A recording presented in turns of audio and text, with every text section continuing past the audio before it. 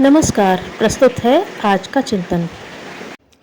जिन महापुरुषों की जन्म तिथि संसार के लिए पर्व और जिनका जन्म स्थान तीर्थ के समान पवित्र माना जाता है, निस्संदेह उनके निर्विकार आचरण में कुछ महान गुण होते भी हैं। उन गुणों में लोक मंगल का उनका गुण सबसे अधिक महान होता है। यूँ तो संसार में महात्माओं और योगियों की कमी कभी नहीं रही, किंतु संसार उन सभी को ही याद नहीं करता। संसार उन्हीं को याद किया करता और नाम लिया करता है जो समष्टि हित के लिए कुछ कर जाते हैं।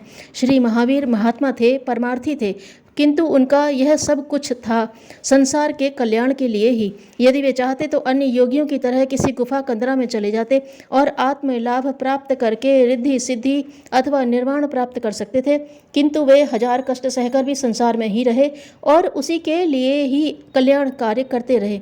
जन कल्याण की भावना से जन्मी हुई महावीर की सेवा भावना दिन दिन बढ़ती गई और वे अपनी संकुचित सीमा से निकलकर संसार की विस्तृत परिधि में प्रवेश करने लगे। ज्यों ज्यों उनका यह विकास बढ़ता गया, वे व्यक्तिगत महत्वाकांक्षाओं से विरक्त ही नहीं, प्राणी मात्र के लिए व्याकुल होते गए और आखिर शीघ्र ही वह घड़ी आ गई जब उनकी आत्मा ने लोकमंगल के लिए संन्यास लेने की ठान ली। किंतु माता पिता को यह स्वीकार नहीं था। पुत्र कर्तव्य के वशीभूत माता पिता की आज्ञा पालन स्वरूप उन्होंने विवाह करके एक उत्तरदायित्व ले ही लिया और अपने दाम्पत्य जीवन को एक आदर्श जीवन की तरह चलाया। राजन्य होने के बावजूद भी वे एक साधारण व्यक्ति की तरह गृहस्थ थे। हर छोटे बड़े काम में रुचि लेते, सेवकों के होते हुए भी सारे काम अपने हाथ से करते। पत्नी की आत्मा की गहराई से इस सीमा तक प्यार किया कि उसका मानवीय अनुराग श्रद्धा में बदल गया और उसका ममत्वपूर्ण सारा मोह वर्धमान की महानता में डूब गया।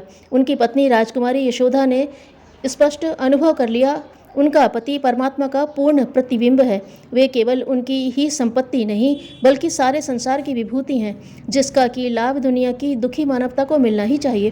कुछ ही समय में एक पुत्री रत्न के रूप में पति का प्रसाद पाकर यशोदा संतुष्ट हो गई और उसने पति की इच्छा अनुसार उन्हें संसार को सौंप देने की तैयारी कर ली।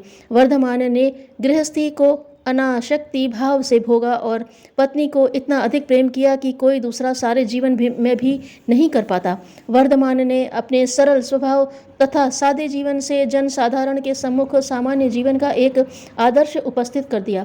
अपने बुद्धिमत्तापूर्ण व्यवहार से वर्धमान ने पत्नी को तो परोपकार के लिए हर त्याग के लिए तैयार कर लिया था, किंतु माता पिता का मोह कम कर सकने का कोई उपाय नहीं था। जो माता पिता अपने को छोड़कर वर्धमान को परमार्थ पथ पर नहीं जाने देना चाहते थे, वही एक दिन स्वयं उसे छोड़कर चले गए। माता पिता के दिवंगत होने के समय वर्धमान की आयु 18 वर्ष की थी, किंतु फिर भी वे संन्यास लेकर घर से चल देने को तैयार हो गए। माता पिता की आकस्मिक मृत्यु ने उनमें यह विचार प्रबल कर दिया कि किसी भी शुभ कार्य में देर न करनी चाहिए, क्योंकि इस क्षणभंगुर शरीर का कोई ठिकाना नहीं कि किस समय धोखा दे जाए।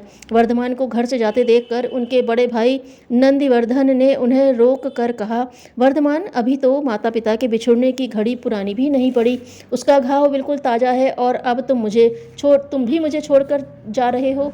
वर्धमान के चलते हुए कदम रुक गए। माता पिता की भांति ही आदरणीय अपने बड़े भाई का हृदय तोड़ना भी उन्होंने उचित न समझा। वर्धमान ने इस 2 वर्ष की अवधि को भी अपने आगामी जीवन के अभ्यास में ही लगाया। वे घर पर रुक तो अवश्य गए, किंतु पूर्ण साधु की भांति ही। 2 वर्ष बीते और वर्धमान ने महावीर होकर अपना रास्ता लिया। उन्होंने अपने केश तथा श्मश्रु अपने हाथ से उखाड़ फेंके। एक कौपीन के अतिरिक्त सारे वस्त्र त्याग दिए। कुछ समय इधर उधर घूमने के बाद वर्धमान ने निश्चय किया कि अब वे किसी उपयुक्त एकांत स्थान पर ठहर कर समाधि का अभ्यास करेंगे, मौन धारण करेंगे और भिक्षा का अन्न हाथ पर रखकर ही खाएंगे। अतः वे इसी उद्देश्य से आस्तिक नामक ग्राम में पहुँचे, किंतु वहाँ पहुँचकर उन्होंने देखा कि वहाँ जनता अंधविश्वासों में फंसी हुई भूत प्रेतों और देव मानवों में बहुत विश्वास करती है और धूर्त लोग इस आधार पर उसे मूर्ख बनाकर खूब ठगते हैं। आस्तिक की जनता की दुर्दशा और धूर्तों की दुर्विसंधियों को देखकर उनकी आत्मा तड़प उठी। वे समाधि लगाना और मौन धारण करना तो भूल गए और जनता का अंधविश्वास दूर करने लगे तथा धूर्तों से उनकी रक्षा करनी प्रारंभ कर दी। आस्तिक से चलकर महावीर मौराक पहुँचे तो उन्हें पता चला कि वहाँ की जनता बुरी तरह से अनाचार के कुचक्र में फंसी हुई है। महावीर की समाधि साधना का कार्यक्रम पुनः रुक गया। तंत्र मंत्र का पाखंड दूर करने के लिए उनको वहां भी 4 माह तक रुकना पड़ा। मनुष्य कोई साधना न करे, किसी तप में अपने को न जलाए, तब भी एक अकेली परिव्याप्त विश्व भावना से उसकी वाणी तथा व्यक्तित्व में इतना तेज आ जाता है कि संपर्क में आया हुआ कोई भी व्यक्ति, बड़े से बड़ा व्यक्ति, प्रभावित हुए बिना नहीं रहता। अपने संन्यस्त जीवन में 12 वर्ष तक देश देश घूमते और कष्ट सहते वे पूर्ण परमहंस पदवी के योगी हो गए। वे नंगे घूमते, बच्चे उन पर ईंट चलाते, लोग ताली बजाते और पागल पागल कहते हुए शोर मचाते, किंतु वीतराग वर्धमान मौन मानस की डुबकी लगाए न सुनने के समान सहते और सत्य की खोज में लगे रहते। अब उन्होंने पानी, साधारण शाक भाजी तक का त्याग कर दिया था। यदि कभी पानी पीते भी थे तो गर्म पानी का ही प्रयोग किया करते थे। उन्होंने शरीर की सारी वासनाएं मिटा डालने के लिए सुख की नींद सोना, जाड़ा, गर्मी और बरसात से बचना छोड़ दिया। वे जाड़ों में खुले मैदान में और गर्मियों में लोहारों आदि की दुकान पर पड़े रहते थे। शरीर साधना में सिद्ध होकर महावीर राजगिरी, मुंगेर, बसाड़, बनारस, अयोध्या आदि प्रदेशों का भ्रमण करते हुए राढ़ पहुँचे। वहाँ उन्हें सबसे अधिक कष्ट उठाने पड़े। उन्होंने सैकड़ों शास्त्रार्थों तथा असंख्यों सभाओं द्वारा पाखंडियों तथा वंचकों को परास्त कर जनता को धार्मिक अत्याचारों से मुक्त कराया। लाखों शिष्य एवं प्रचारक बनाए। उनके शिष्यों में केवल जनसाधारण ही नहीं बल्कि बड़े बड़े राजा, राजकुमार तथा राजकुमारियां भी थीं। ज्ञान तथा सतपथ की प्यासी जनता की भीड़ उनके पास जाने, उपदेश सुनने तथा दीक्षा ग्रहण करने लगी, जिससे संपूर्ण देश में उनका यश फैल गया। अंग, काशी, श्रावस्ती तथा राजगृह आदि में राजाओं तथा राजवंशियों को दीक्षा देते और उपदेश करते हुए अपनी जन्मभूमि वैशाली में गए, जहाँ पर उन्होंने अपनी पत्नी, पुत्री तथा दामाद जामाली को भी धर्म दीक्षा दी। इस प्रकार जब वे देश का धार्मिक कायाकल्प करके पावपुरी आए, तब कठोर तपस्या तथा व्यस्त कार्यक्रमों में उनका स्वास्थ्य समाप्त हो चुका था।